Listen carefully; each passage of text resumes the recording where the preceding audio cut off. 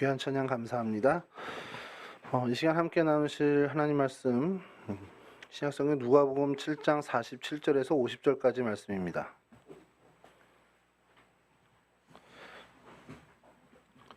누가복음 7장 47절에서 50절까지 말씀 저랑 한 절씩 교독하겠습니다. 이러므로 내가 네게 말하노니 그의 많은 죄가 사하여졌도다. 이는 그의 사랑함이 많음이라. 사함을 받은 일이 적은 자는 적게 사랑하느니라.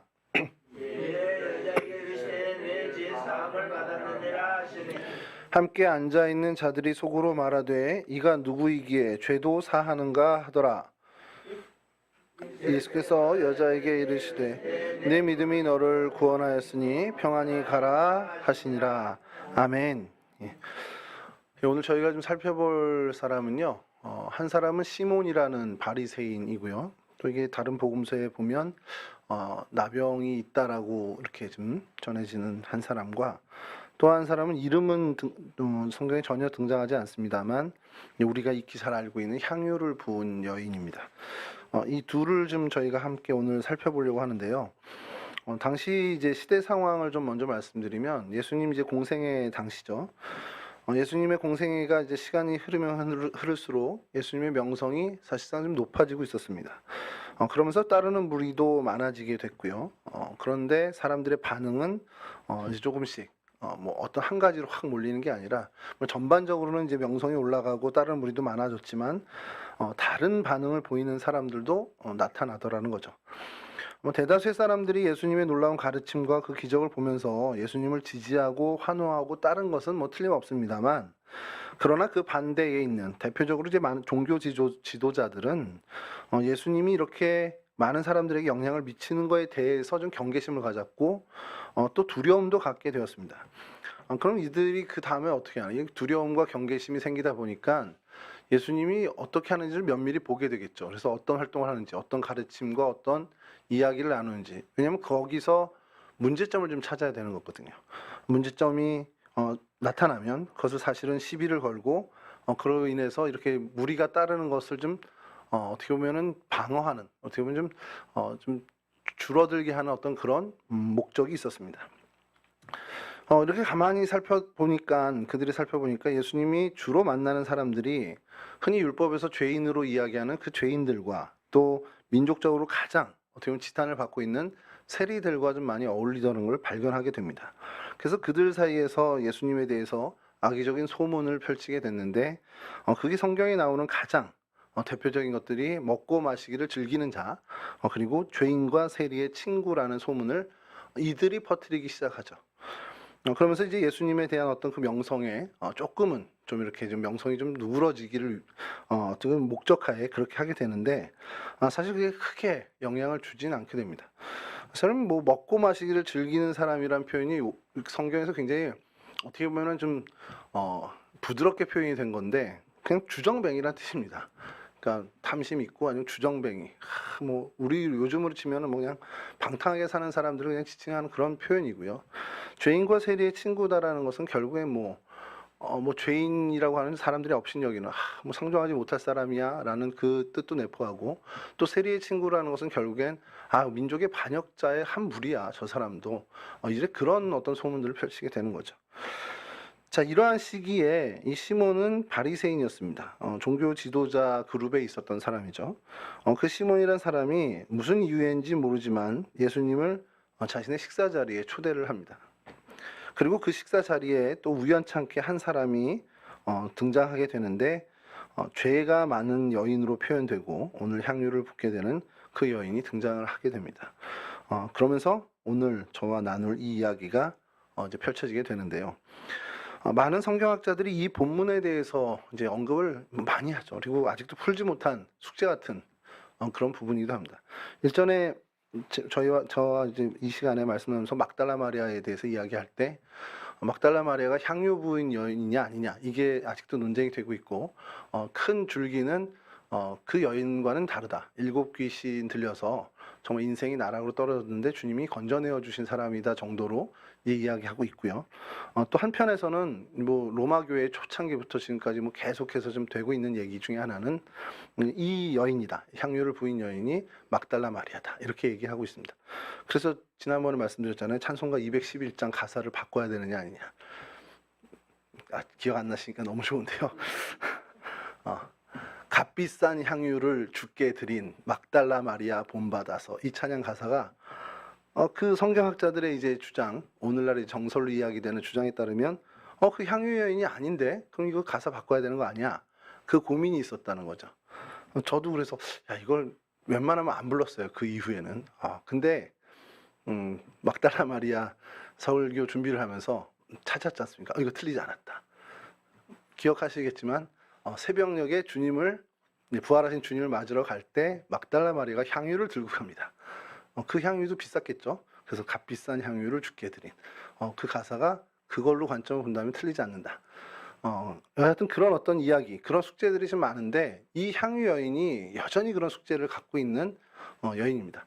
이 시몬, 베다니의, 다른 복음서에 이제 베다니에 살고 있는 이 시몬이라는 바리새인은 또 나병 환자로도 기록이 돼 있긴 한데 이게 혹시 마르다의 남편이 아니겠냐라는 얘기도 있습니다.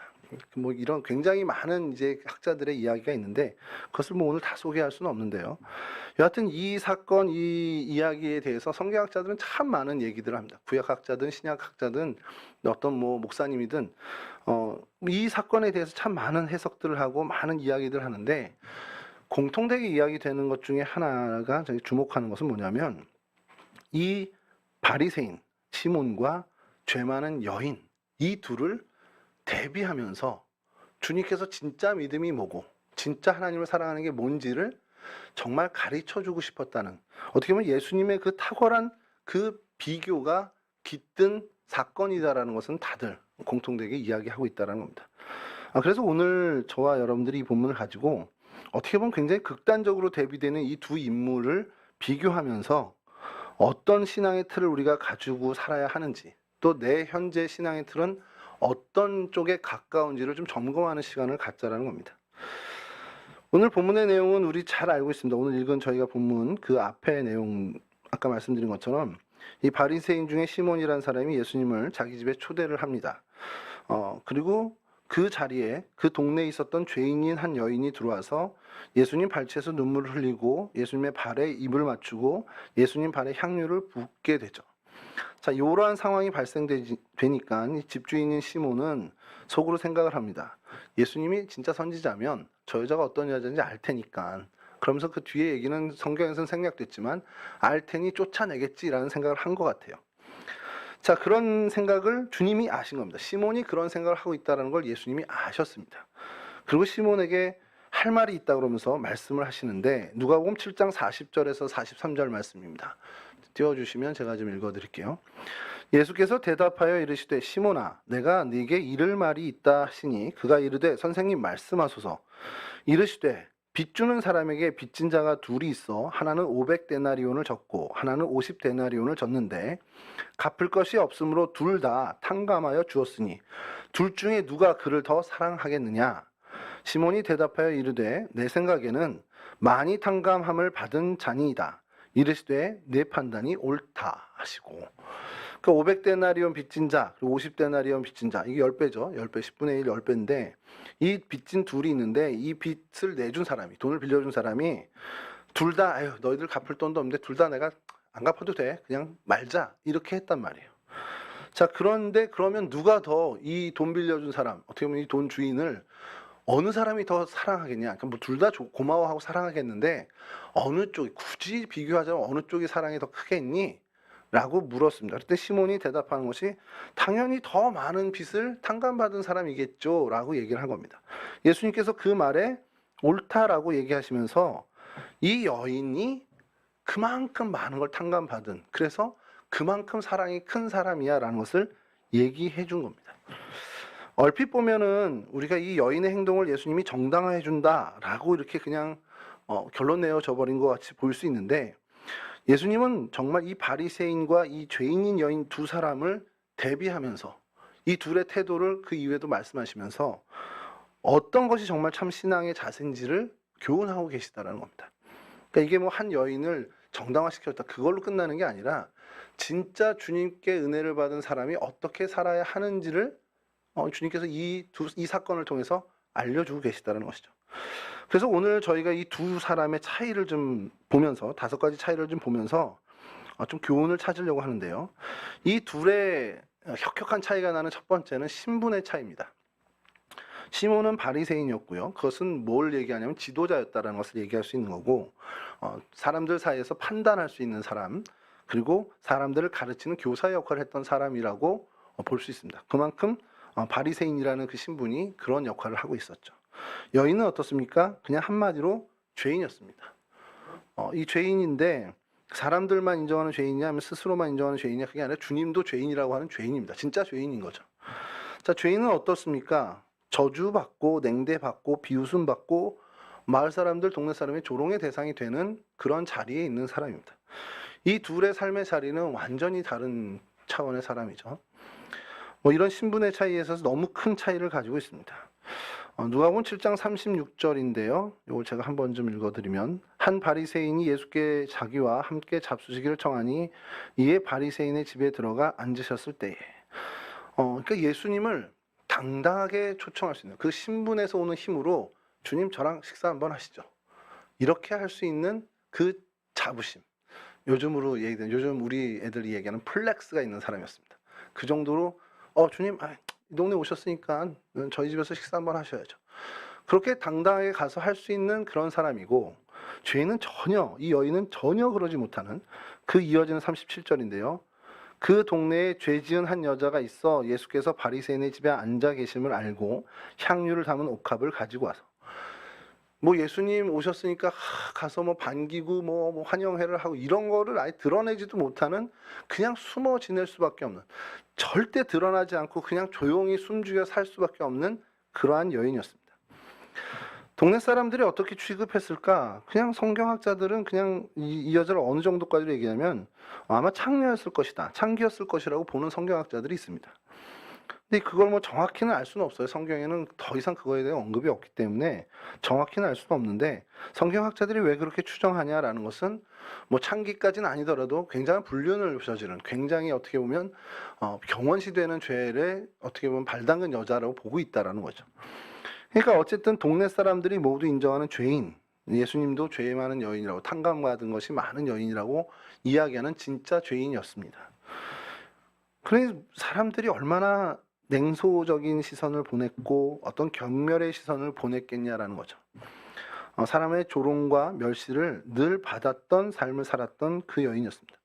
당시 이스라엘 같은 경우는 여인의 행동 반경이 이렇게 넓지 못했어요. 뭐 사회적으로 좀 그런 게 있으니까. 그러니까 어떻게 보면 그 삶의 자리를 호련히 다 버리고 떠난다라는 것조차도 쉽지 않은 일이라는 겁니다. 그러니까 그냥 자신이 살고 있는 그 지역에 그저 제한적으로 계속 살아야 되는데 그러다 보니 늘 자기는 경원의 대상이 되고 비난과 조롱의 정말 버림받은 인생 같은 삶을 사는 여인이었다는 겁니다. 결국 이 두 사람을 좀 비교해 보면 그 신분의 차, 신분이라고 하긴 좀 그렇지만 삶의 자리의 차이가 너무 크다는 겁니다. 이걸 우리가 그냥 신분의 차이라고 한다라고 하면 이 어떤 차이라는 것, 이거 우리가 상상할 수 없는 그 이상의 차이라고밖에 볼 수가 없다라는 것이죠. 근데 여기서 저희가 하나 얻어야 되는 교훈은 이런 내가 가진 신분, 내 삶의 자리의 어떤 한계 때문에 봐야 할 것을 못 볼 수도 있고 느껴야 할 것을 못 느낄 수도 있는 그런 일이 발생할 수도 있다는 겁니다. 예컨대 높은 곳에 있기 때문에 낮은 사람의 낮은 자의 심정을 모를 수 있고요. 또 높은 곳에 있기 때문에 자기 내면의 저 낮은 깊은 자리에 있는 것을 경험하지 못할 수도 있습니다. 이 어떤 삶의 자리 차이의 이 문제는 우리가 느끼기엔 굉장히 큰 차이고 야 저기는 못 넘어가겠어 라고 하는 거지만 주님의 눈으로 보면 이건 정말 아무것도 아니라는 거죠. 신분의 차이, 사회적인 어떤 지위의 차이는 우리는 크게 느끼지만 주님은 정말 아무것도 아닌 것으로 여기고 계시다는 겁니다. 여러분과 저는 뭐 어떤 신분으로 지금 살고 있습니까? 스스로 나는 참 보잘것없어 그런 생각을 하고 사시는지 아니면 이 정도면 됐지 라고 하는 생각으로 사시는지 잘 모르겠지만 그때 우리가 참 경계해야 한다는 것이 있어요. 내 스스로가 나는 이 정도면 됐다라고 한다던가, 내 스스로가 난 너무 부족해 라고 한다던가 하는 그 자리에 있다가 그 생각에 사로잡히고 그 생각에 매몰되면 예수님을 정확하게 바르게 보지 못하는 우를 범할 수도 있다는 겁니다. 내 상황에 갇혀서 내 신분이라는 표현 되게 좀 싫은데 어쨌든 오늘은 좀 사용하겠습니다. 이 내 신분에 갇혀서 주님을 바라보는데 계속 한계를 짓는 그런 상황이 벌어질 수 있다는 것이죠. 사실 우리가 스스로 볼 때 내가 좀 괜찮은 자리에 있어 보인다든가 아니면 내가 정말 좀 아직은 부족하다라는 자리에 있어 보인다든가 그런 생각은 주님 앞으로 나갈 땐 좀 내려놔야 된다는 거예요. 정말 찬송의 가사처럼 내 모습 이대로 주님께 가야 된다는 겁니다. 왜냐하면 주님은 내가 나 스스로 괜찮다 여기는 그것을 그래 우진아 너 괜찮아 그렇게 안 해주세요. 내 스스로 난 너무 턱없이 부족한데 나 같은 게 뭘 하지? 라는 마음으로 주님 앞에 나가도 주님이 그래 너 같은 게 왜 나왔니? 이러지 않으세요. 주님은 그게 아무 상관이 없습니다. 그냥 나왔다면 우진아 너 나왔구나. 이것으로 주님은 그냥 반기시는 분입니다. 그러니까 그 생각을 우리가 내려놓는 훈련들을 해야 한다는 것이죠. 오히려 우리가 좀 생각해야 되는 건 내가 영적으로 정말 주님 앞에 얼만큼 깨어있냐라는 것을 그걸 좀 더 민감하게 점검하고 그걸 더 염두에 두고 살아가야 한다는 것이죠. 내가 하나님과 1대1의 관계에서 정말 얼만큼 민감한지, 내가 살아가는 내 일상에서 정말 하나님 나와 함께 하실 텐데 믿으시죠? 이건 여러분. 이건 좀 확인하고 가야 되겠는데 여러분 하나님이 여러분의 인생과 여러분의 삶의 자리에 늘 함께 계시는 거 아시죠? 믿으시죠? 네, 아멘. 제가 여기 섰을 때 최고의 반응이었습니다. 근데 왜 우리는 하나님이 나와 함께 하시는 걸 못 느낄까요? 여러분 그게 바로 영적인 감각, 영성이라고 하는 겁니다. 하나님은 늘 우리와 함께 계시는데 하나님이 함께 하시는지 느끼지 못하는 내가 문제인 거라는 거죠. 여기에 우리는 더 관심을 가져야 된다는 거예요. 하나님과 1대1 관계에서 내가 얼마나 영적으로 하나님과 소통을 잘하는 그런 민감함을 갖고 있는지 그것에 대해서 더 집중하고 그거에 대해 관심을 가져야 된다는 거죠.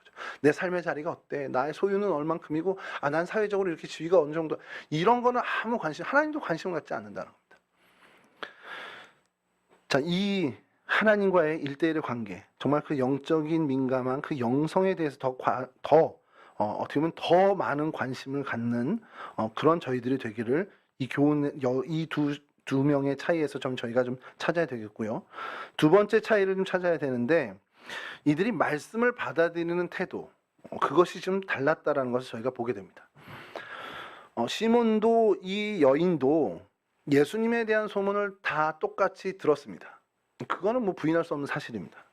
예수님의 가르침도 들었을 거예요. 그리고 예수님이 행하시는 이적도 들었을 겁니다. 좀 더 생각을 하면 듣기만 했을까? 경험되지 않았을까? 주님의 어떤 그 말씀과 가르침과 행하시는 이적, 그 표적을 목격했을 수도 있고 직접 경험했을 수도 있습니다. 같은 시대에 같은 상황에 이 두 사람은 놓여 있습니다. 어떻게 보면 같은 날, 같은 시 주님이 가르치시는 말씀을 같은 자리에서 들었을런지도 모릅니다. 주님께서 가르치시는 그 공생애 중에 가르치셨던 정말 많은 교훈 중에 가장 처음이고 또 핵심이 되는 교훈이 뭡니까? 회개하라, 천국이 가까웠느니라. 하나님 나라가 가까웠으니 우리가 해야 할 것은 회개라는 거죠. 이 말씀을 다 들었을 겁니다.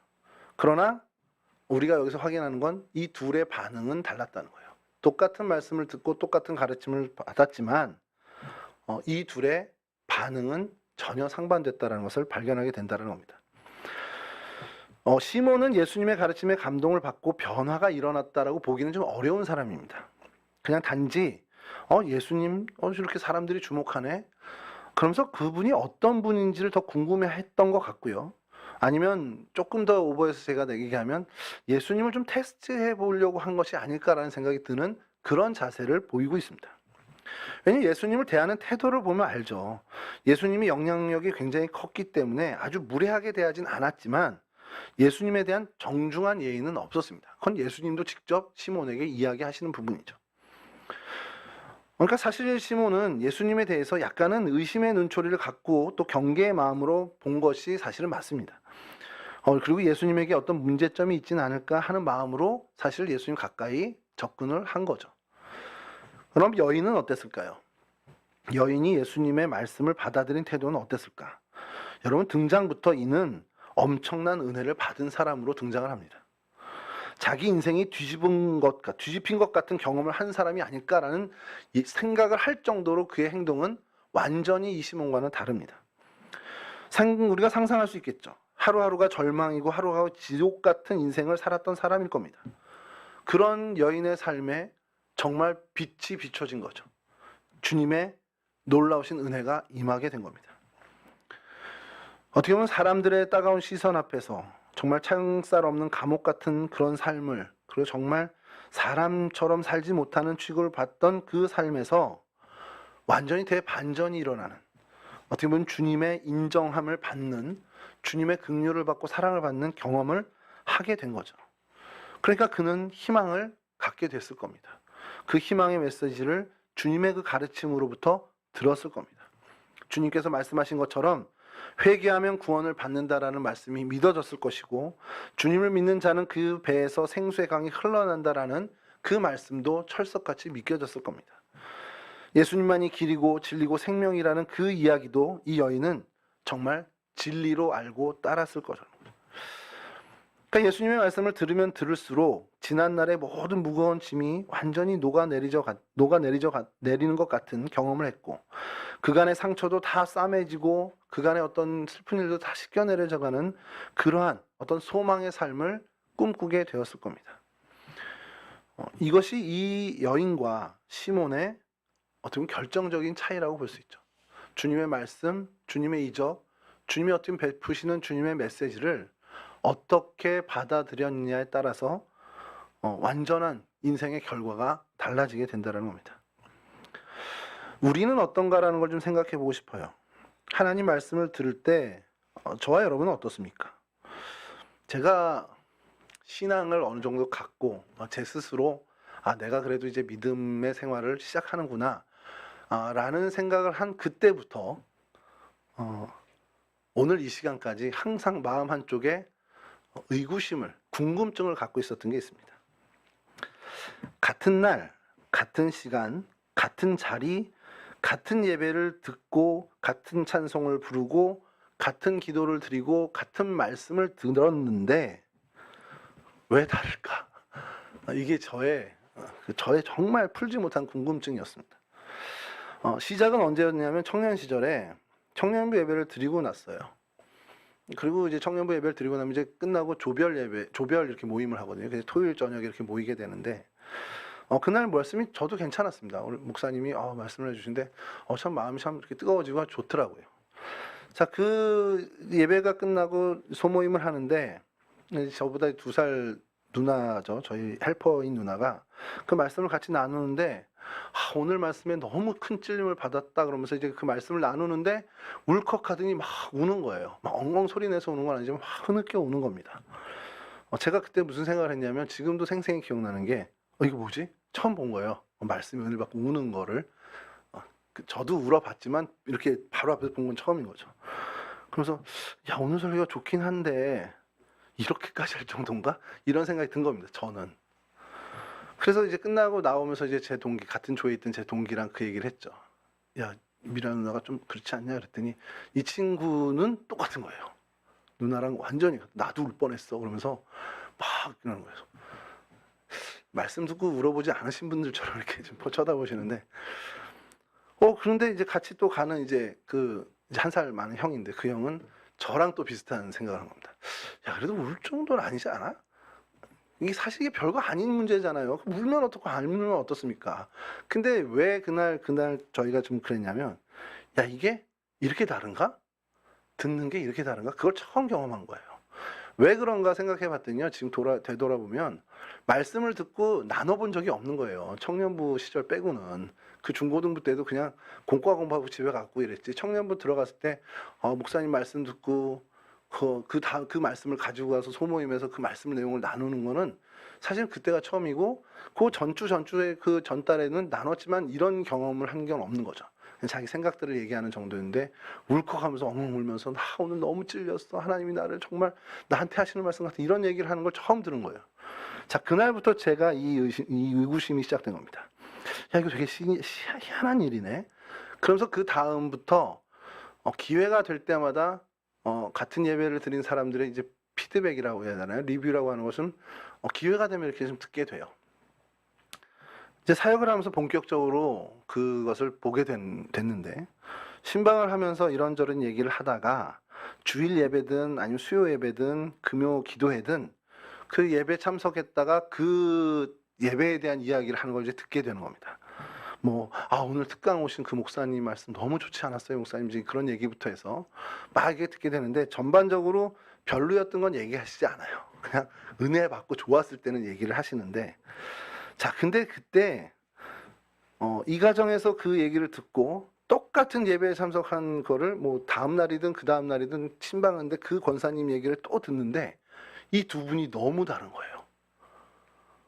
한 분은 막 우리 표현으로 은혜 받아서 막 어떻게 해야 될지 모를 정도로 막 이랬다라는 분이, 같은 예배 같은 말씀을 들은 그 자리에 있었던 한 권사님은 아우 졸려서 죽을 뻔했어요. 왜 이렇게 오래요? 8시면 딱 끝내줘야지. 그렇게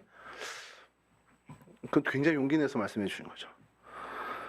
그게 사역을 하면서도 왜 이렇게 다르지? 그러니까 우리 표현으로 왜 소위 받은 은혜가 이렇게 다를까? 왜 이렇게 경험이 다를까? 예컨대요, 1부 예배를 드린 분의 반응과 2부 예배 드린 분의 반응이 다르다 그러면 이해할 수 있는 거예요.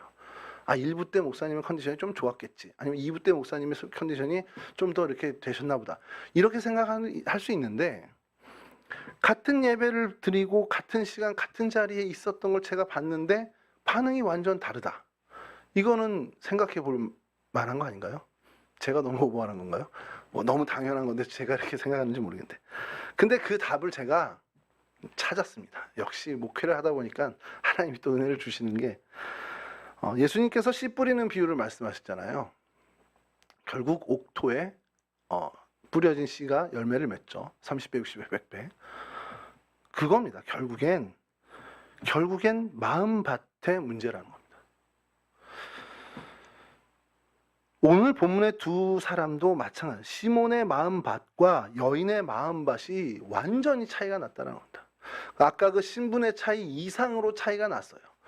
그렇기 때문에 같은 예수님의 가르치심, 같은 예수님의 말씀, 같은 예수님의 메시지가 완전히 다르게 심겨지고 완전히 다르게 자라나고 완전히 다른 결실을 하게 되더라는 겁니다.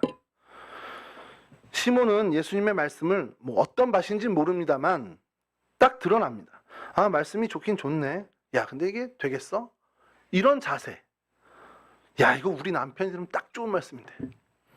저희 어머니가 맨날 저한테 하던 얘기. 야, 니네 아빠가 들어야 되는 말씀인데 말이야. 저희 아버지는 들을 생각도 없으신데. 또 한편으로는 야, 이거 그 김집사가 들으면 딱 맞는 말씀인데 오늘 김집사 안 왔지. 이런 이야기, 이런 태도. 이게 시몬의 태도입니다. 시몬은 그 말씀이 내 말씀이 된 게 아니에요. 예수님의 가르치심과 예수님의 메시지가 내 게 아니라는 겁니다. 그냥 나름대로 자기는 그렇게 생각하죠. 난 객관적인 시선으로 정말 정확하게 보고 있는 거야. 근데 객관적으로는 보지만 정말 말 그대로 손님의 시선일 뿐입니다. 내 말씀 되지 않은 거죠. 반면에 이 여인은 그 말씀 하나하나가 내 말씀이 된 겁니다. 그 말씀을 가지고 자기를 점검하고 자기를 돌아보는 그 말씀이 되더라는 거죠.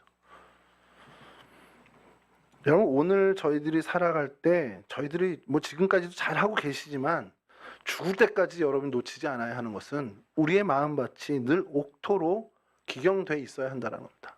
항상 내 마음밭을 옥토로 준비해 놓는 사람만이 주님의 말씀을 정말 제대로 열매 맺는 신앙으로 이어갈 수 있다는 것이죠. 여러분, 이 내 마음밭을 옥토로 가꾸기 위해 정말 몸부리치는, 정말 노력하고 땀 흘리는 그러한 사람들이 되실 수 있기를 주님의 이름으로 간절히 축원합니다. 세 번째 차이는 또 하나가 관심의 대상이 달랐다는 겁니다.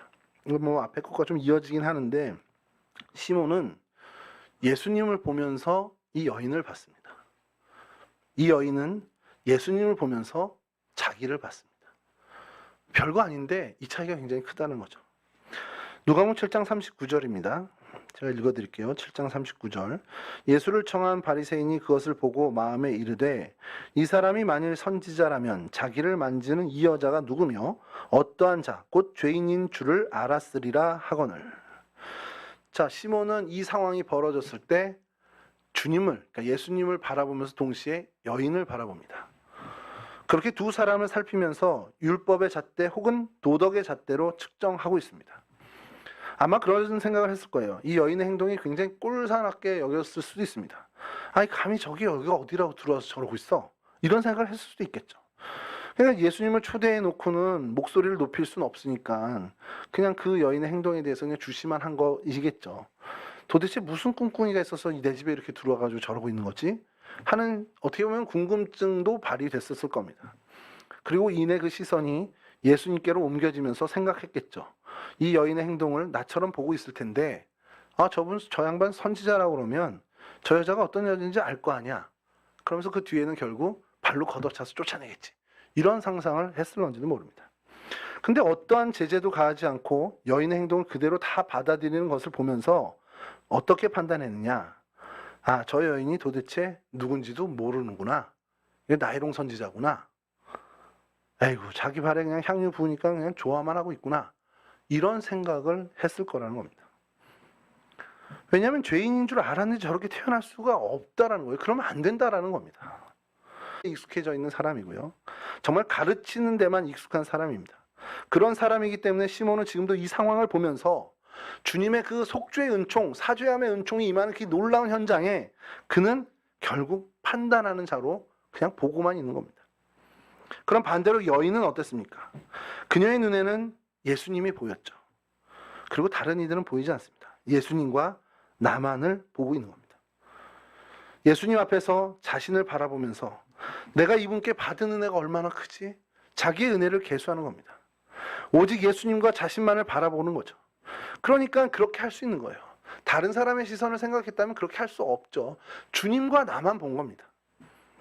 지난날에 자신의 어떤 그 시절들이 정말 주마등처럼 지나갔겠죠. 막 감정이 복받쳐 올랐고 그 죄까지도 이분이 용서해 주시다니 그런 어떤 감격에 쌓였을 겁니다. 그저 그냥 그 발치에서 정말 눈물밖에 흘릴 수 없고 그 눈물로 예수님의 발을 적신 것이 미안해서인지 모르지만 자기의 머리털로 그 눈물을 닦아냅니다. 귀하신 분이고 나를 정말 살려주신 분이고 내 영이 열리게 하시고 내게 소망을 주신 분이다. 그냥 그분만 보이고 그래서 온 예의를 다해서 그 발에 입맞추는 그러한 행동, 그러한 모습을 보이죠. 옆에 누가 있고 저 사람이 있고 바리새인 시몬도 있네. 그것을 염두에 뒀다면 이 행동은 절대로 일어나지 않을 행동이라는 겁니다. 여러분 이렇게 두 사람의 보는 관점이 달랐다는 거죠. 시몬은 예수님 앞에서 항상 타인을 보는 것에 익숙해졌던 사람이고 그리고 속으로 판단하는 사람이었습니다. 그러다 보니까 자신을 돌아볼 기회까지도 놓쳐버린 사람이 된 거죠.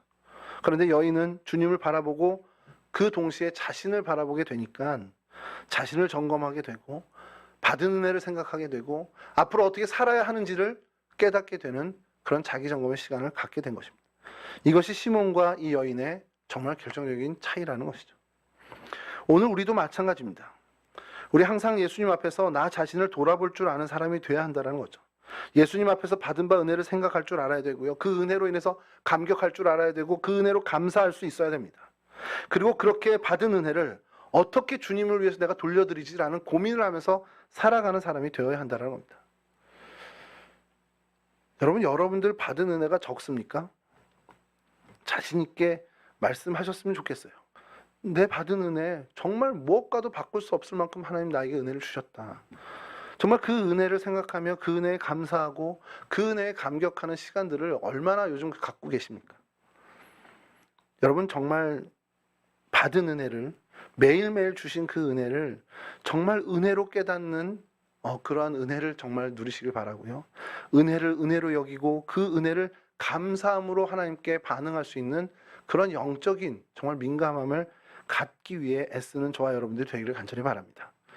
시몬과 이 향유를 부은 여인의 네 번째 차이는 예수님을 바라보는 시선의 차이입니다. 이건 뭐 좀 전에 것과 좀 비슷하긴 한데, 이거는 오늘날 좀 저희가 할 말이 좀 많은 게, 시몬은 예수님을 아까 처음에 말씀드린 것처럼 경계하고 의심하고 관찰의 대상으로 봤다라는 것이고, 여인은 감사하고 존중하면서 섬겨야 할 대상으로 바라봤다라는 차이를 갖고 있습니다. 누가복음 7장 44절에서 46절인데요. 이제 주님께서 시몬에게 하시는 말씀입니다.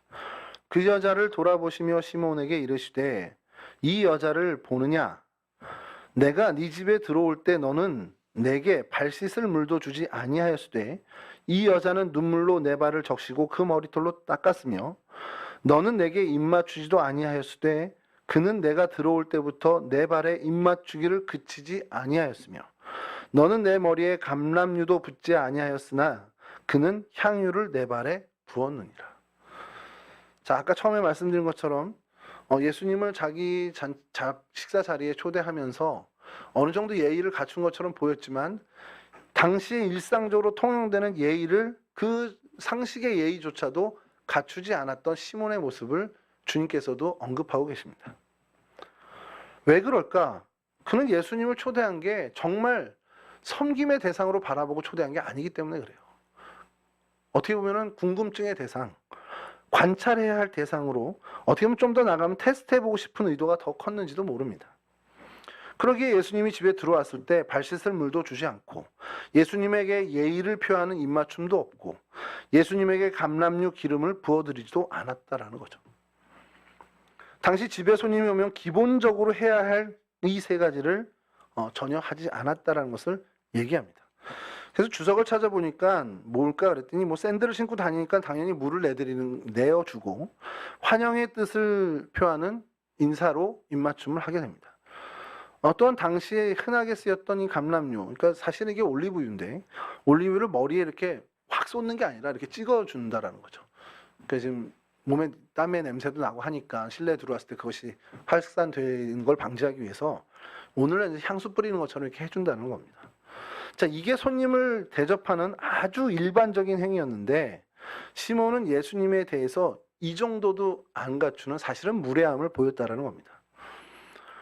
그리고 아마 기대했겠죠. 예수님이 우리 집에서 밥 먹으면서 뭔가 새로운 거, 또 신기한 거, 관심을 끌 만한 걸 좀 해주지 않을까? 소위 말하는 그런 쇼를 좀 해주지 않을까라는 기대감도 있었던 것 같습니다. 그게 시몬이었습니다. 그게 예수님을 보는, 예수님을 대하는 관심, 어떤 관점, 태도의 시몬이었습니다. 근데 이 여인은 어떠냐? 자기가 할 수 있는 최고의 섬김, 자기가 할 수 있는, 아니 하는 것, 자기 힘을 지난 헌신을 지금 보여주고 있다는 거죠. 발 씻을 물 대신 자기의 눈물을 준비했고요. 입맞춤 대신 예수님 발에 입을 맞춥니다. 감람유 대신 훨씬 더 귀한 향유를 그 발에 부어드리고 있어요. 이 여인이 예수님을 대하는 태도와 시몬이 예수님을 대하는 태도는 여기서 이렇게 차이가 납니다. 여인은 아마도 자신의 전부를 예수님께 드린 것으로 우리는 볼 수 있습니다. 그래도 아깝지 않다라는 것이죠. 이게 이 여인의 진짜 주님을 바라보는 관점, 주님을 대하는 태도였습니다. 이 둘의 모습을 보면서 오늘 나는 어떨까라는 걸 한번 보자라는 거죠. 뭐 이건 이제 이게 자아 비판처럼 되는 건데 제가 얘기하면 제 기도가 뭐 그래도 많이 좋아진 건데도 여전히 하나님 나 이거 주세요. 하나님 나 부족해. 하나님 나 이거 좀 주세요. 너무 주세요를 많이 하고 있어요. 복 주세요. 은혜 주세요. 근데 이게 나쁜 건 아니죠. 아니, 하나님한테 달래 지금 누구한테 달랍니까 제가. 집사람은 절대 안 주잖아요. 그런 거. 하나님 나 복 주세요. 하나님 나 이거 채워주세요. 나에게 하나님 이걸 주세요. 이거는 당연히 하는 건데 그러다가 좀 하나님 내가 이렇게 할게요. 하나님 정말 너무 감사해요. 내가 이제 앞으로는 하나님 이렇게 할게요. 이런 결단이 내게 좀 부족하구나라는 걸 좀 세상 깨닫는 겁니다.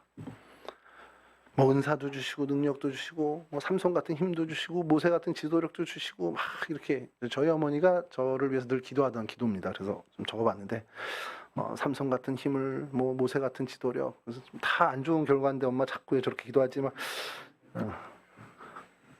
근데 그거 요청만 우리는 하고 있는 거 아닌가. 물론 하나님께 부족한 거 구하는 건 맞는데 한편으로는 한 걸음 좀 더 나갔으면 좋겠다는 겁니다. 정말 이 여인처럼 정말 뜨거운 감사의 눈물, 감격의 눈물로 하나님 앞에 나가서 내가 할 수 있는 헌신을 좀 다 했으면 좋겠다. 하나님, 나 아무 가진 거 없어요. 그러니까 나 시간 드릴게요.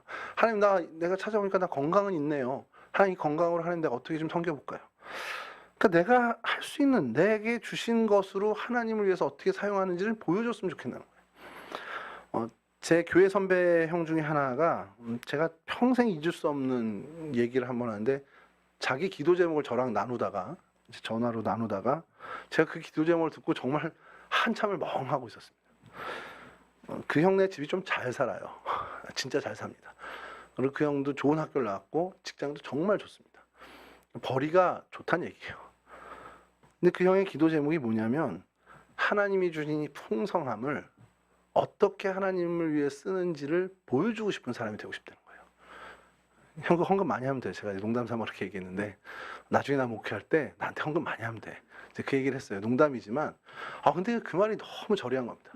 하나님이 주신 것, 그 형은 이제 풍성함이죠. 풍요로움인데, 그 풍요로움을 어떻게 하나님을 위해서 쓰는지를 본을 보이고 싶다는 겁니다.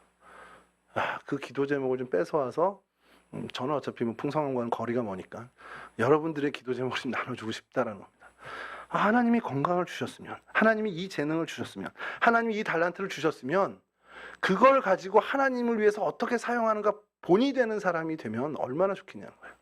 이 여인은 그 받은 은혜를 어떻게 하면 주님을 위해서 사용하는지를 정말 본을 보인 그러한 믿음의 사람이었다는 겁니다. 이름이 등장하지 않는 게 참 안타까울 뿐이죠. 사실은 근데 주님 앞에 헌신할 때 이름이 없는 것도 사실은 좋기 때문에 성경에서 이름이 지워진 것 아닐까라는 생각도 하게 됩니다. 여러분, 바라는 것은요, 우리가 받은 은혜, 우리가 받은 은사, 우리가 받은 그 달란트, 뭘 위해서 쓰겠습니까? 뭘 위해서 쓰라고 하나님 주셨을까요? 여러분, 우리가 성경에서 은사를 찾아보면 은사를 주신 이유는 결국 하나님이 주의 몸 된 공동체를 위해서 쓰라고 주셨다고 사도 바울을 통해서 명확하게 이야기하고 있습니다. 내게 은사를 주신 건 정말 주님을 위해서 주신 거, 주님의 몸을 위해서 주신 거구나. 그러면 그렇게 써야 되는 게 맞다라는 겁니다. 여러분, 저와 여러분도 이 여인처럼 진짜 받은 은혜를 어떻게 하면 주님을 위해 쓰는지를 보여줄 수 있는 그런 본이 되는 사람들이 됐으면 참 좋겠습니다. 마지막의 차이는요, 이들의 결과의 차이입니다. 이건 뭐 간단하게 하고 넘어가면, 시몬은 이 사건 이후에, 이 사건 이전과 어떻게 됐습니까? 비교해보면 이 사건을 중심으로 이전과 이후가 하나도 달라지지 않은 사람입니다. 이게 결론입니다. 그냥 여인은요, 이 사건을 기점으로 이전과 이후가 어떻게 달라졌습니까?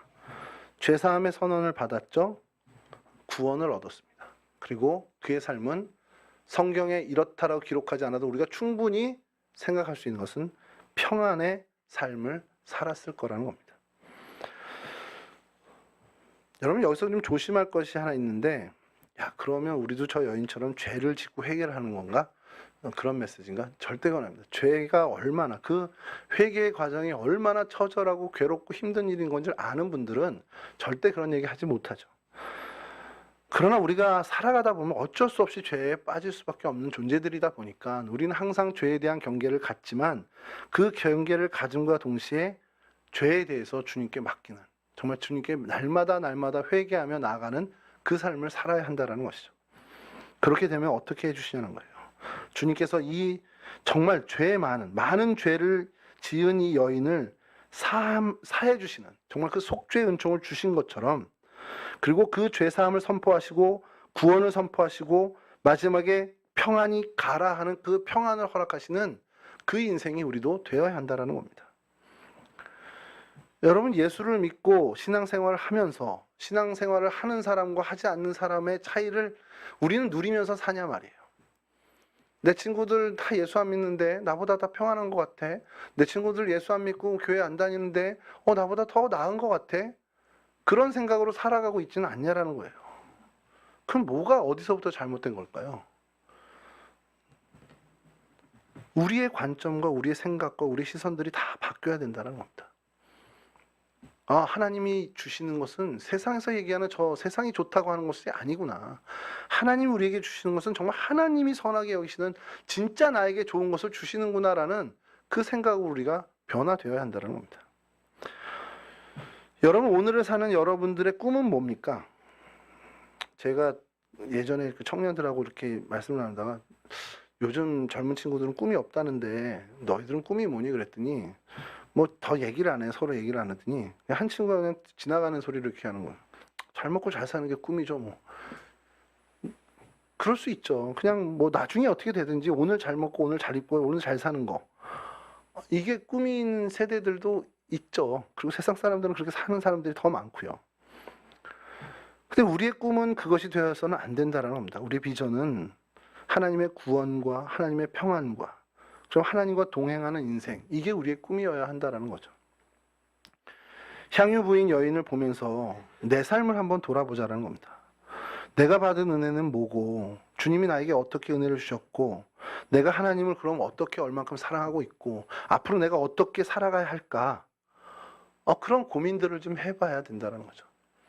매일매일 다람쥐 쳇바퀴 돌듯이 돌아가는 삶이니까 그냥 또 오늘도 이렇게 지나가는구나 아니라, 오늘 하나님이 내게 어떤 은혜를 주실까 기대하면서 눈뜨고 기대하면서 하루하루의 삶을 살아갈 때 어제와는 분명히 다른 하나님의 은혜를 받을 수 있다는 겁니다. 주셨는데 우리가 민감하지 못해서 발견하지 못할 뿐이라는 거죠. 내일은 어떤 삶을 살까요? 뻔하지 뭐. 내일도 그냥 출근하고 이렇게 살고. 그게 아니라는 겁니다. 하나님은 내일 우리를 위해서 우리의 생애의 최고 또 가장 성숙한 날을 준비해 주셨다는 겁니다. 어느 분이 예전에 그렇게 얘기하던데요. 오늘이 내가 이제까지 살아온 날 중에 가장 성숙한 날이고 가장 나이 많은 날이라고. 맞는 말이잖아요. 가장 많은 경험을 가진 날입니다. 내일은 오늘보다 더 많은 경험을 가진 날이 될 겁니다. 그걸 신앙적으로 바꿔 얘기하면 내일은 누적된 은혜가 가장 최고치의 날입니다. 오늘은 우리가 살아온 날들 중에 하나님의 은혜의 누적치가 최고인 날을 오늘 살았습니다. 여러분, 하나님의 은혜를 정말 은혜로 여기시고 정말 하나님이 주시는 그 은혜를 하나님을 위해서 정말 멋지게 사용하는 그러한 데 본이 되는 인생들이 되실 수 있기를 간절히 바랍니다. 그러기 위해서 매일매일 정말 하나님과 동행하는, 하나님이 내 곁에 계심을 정말 느끼고 살아가는 영적인 민감성, 그 영성을 늘 갖고 늘 소유하고 사실 수 있기를 주님의 이름으로 간절히 축원합니다. 잠깐 기도하겠습니다. 좋으신 아버지 하나님 감사합니다. 오늘도 변함없이 저희들 가운데 귀한 생명의 날 주셔서 주님 안에서 생명 누리게 하시고 생명의 기쁨으로 살아가게 하셨음에 감사를 드립니다. 하나님, 정말 주님께서 우리에게 말씀하시는 그 은혜를, 우리에게 내려주시는 그 은총을 정말 은혜로 여기고 은총으로 받을 수 있는 저희가 되길 간절히 원합니다. 매일 나의 삶 가운데 항상 함께 하시는 임마누엘의 하나님임을 매 순간순간 느끼는 그런 영적인 민감함, 그러한 영성의 삶을 사는 저희들이 되기를 간절히 소원합니다. 하나님, 그러한 저희들을 사용해 주셔서 하나님의 은혜를 받은 사람답게, 그 은혜를 소유한 사람답게 하나님을 위한 헌신의 본을 보이며 살아가는 주의 백성들이 될 수 있도록 도와주시옵소서. 내게 주신 건강, 내게 주신 시간, 내게 주신 물질, 내게 주신 은사와 달란트를 정말 하나님을 위해 얼마나 멋지게 다시 사용하는가를 본을 보이는 귀한 인생들이 다 될 수 있도록 하나님 도와주시옵소서. 우리 동성교회를 사랑해 주셔서 하나님, 그러한 이들이 더욱더 모이게 하시고 그러한 이들이 함께 예배하는 예배 공동체로서 더욱더 든든히 세워져 갈 길을 간절히 원합니다. 이제 하나님, 이 코로나 시국의 끝자락에 서서 이제 예배를 회복하기 위해 저희가 애쓰고 힘싸우니 하나님, 우리의 예배가 회복되어질 수 있도록 도와주시고 우리의 예배의 자리가 채워지며 우리 공동체에 속한 지체들이 한 자리에 함께 예배하는 그 예배를 다시금 하나님 일으킬 수 있도록 주님 도와주시옵소서. 이제 추수감사절 우리 총동원 주일로 하나님 우리가 선포하고 하나님 기도하며 준비하며 나가는 데 있습니다. 많은 우리 동성의 식구들 한 자리에 모여서 함께 예배하며 주신 은혜를 감사하는 귀한 날 될 수 있도록 하나님 은혜 위에 은혜를 더하여 주시옵소서. 감사하며 예수 그리스도 거룩하신 이름으로 기도합니다. 아멘. 찬송가 214장 부르신 후에 주님 가르쳐 주신 기도로 마치겠습니다.